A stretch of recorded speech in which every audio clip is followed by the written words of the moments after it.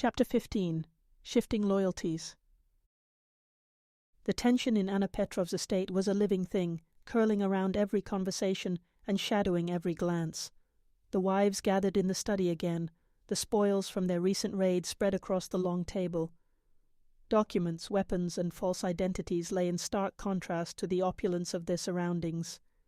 Each item told a story, a glimpse into Helen Radcliffe's relentless ambition. Anna stood at the head of the table, her presence as commanding as ever. The shipment was a success, but it's only the beginning. Radcliffe will know we've hit her, and she won't hesitate to retaliate. Maria Gonzalez tapped a folder on the table. These safe house locations are gold. If we can dismantle her operations there, we cripple her ability to regroup. Sophia Russo's voice was quieter, but no less determined. And what about Stanton? He's still out there, and he'll lead her straight to us if he hasn't already. Laura Williams leaned forward, her gaze sharp. Then we make him talk. We're out of time for subtlety. Anna nodded. Tonight we move on Stanton, but first we focus on these safe houses. If we strike quickly, we keep her off balance. Maria's confrontation. Maria arrived at the first safe house just after dusk, her movements precise as she scoped the perimeter. It was a small, unassuming building in a quiet part of the city, but the guards stationed outside confirmed its importance. Maria slipped through the shadows, her heart pounding as she approached the rear entrance. With practiced efficiency, she picked the lock and entered, her silenced weapon drawn. Inside she found stacks of cash and documents, along with a handful of operatives huddled over a table. They didn't see her until it was too late. Maria's voice was cold as she leveled her weapon. "Hands up now." The men froze, their expressions a mixture of fear and defiance. One of them, a wiry man with a scar across his cheek, stepped forward. "You won't get away with this. Radcliffe will—" Maria cut him off. "Radcliffe's not here, I am. Now start talking or this gets messy." Sophia's doubts.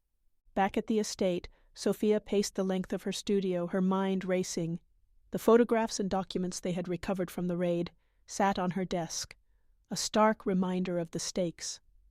Her phone buzzed with a message from an unknown number. "You're in over your head. Walk away while you still can." Sophia's hands trembled as she stared at the message. She knew it was a threat, but the voice in her head whispered that it might also be a warning. Her gaze fell on the folder the man in the grey suit had given her. Among the papers was a single sheet, with her name circled in red, a chilling reminder that Radcliffe's reach was personal. Laura's interrogation. Laura found Stanton at a seedy bar on the edge of the city, his dishevelled appearance a far cry from the polished socialite he had once been. She cornered him in the alley behind the bar, her gun drawn and her voice low but firm. "You've got one chance to tell me what I need to know," she said.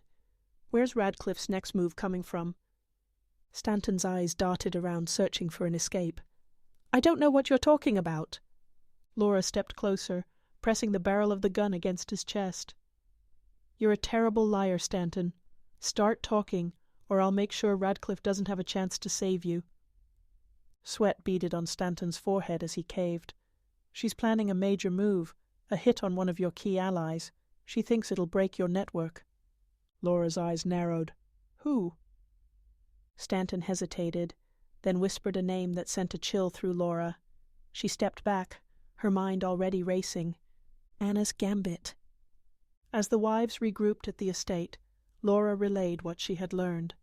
The target of Radcliffe's planned attack was one of Anna's closest confidants, a key player in their efforts to dismantle Radcliffe's empire. "She's trying to break us," Laura said. "If she takes him out, it'll send a message to everyone who's aligned with us." Anna's expression was unreadable as she considered their next move. "Then we make sure she doesn't succeed. We protect our ally and turn this against her." Maria's voice was steady. "And Stanton?"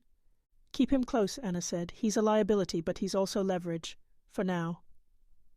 Radcliffe's warning. In her dimly lit office, Helen Radcliffe reviewed the latest reports with a satisfied smile. Her operatives had confirmed the wives' movements, and her trap was set. She picked up her phone, sending a single message to Anna. "Checkmate comes soon. Are you ready to lose?" The alliance tested. The wives sat in silence, the storm outside matching the turmoil within. Anna finally broke the quiet, her voice firm.